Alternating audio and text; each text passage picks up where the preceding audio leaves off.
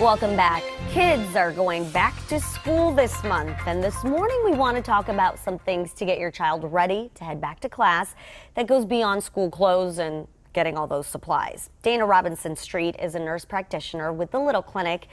It's found inside Kroger stores, and I know a lot of parents come to you for advice about keeping kids healthy.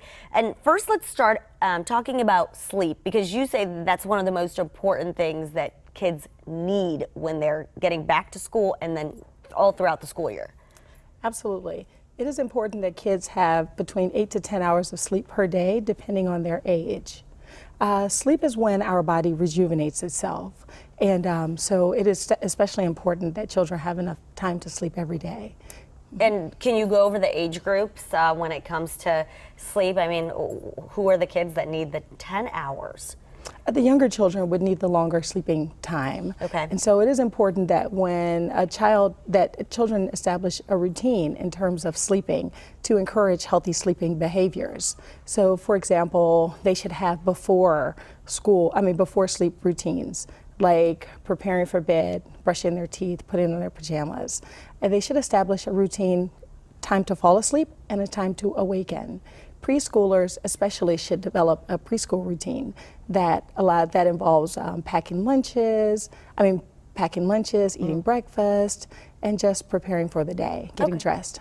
And you say avoid giving them caffeine before bed. I mean, we know that, but just remember that. Don't give them that pop or whatever it might be before bed. Both sugar and caffeine should be avoided 1 to 2 hours prior to bedtime. Okay. The other big thing is healthy eating. I mean, summers are tough because we're going to different events, parties, things like that, so the kids aren't eating as healthy. Give us some advice for that. So healthy eating involves 3 regular meals per day. Snacks should consist of healthy choices that give energy.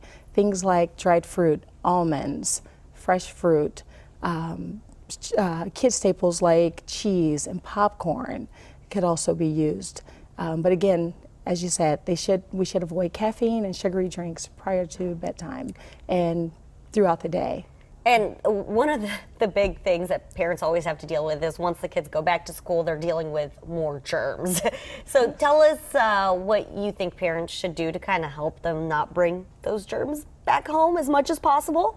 So in order to avoid, of course, anytime the more children you're around, the more chances you are of coming in contact with germs. Yeah. And so one thing that children can do to avoid contacting germs is that they have good hand washing routines.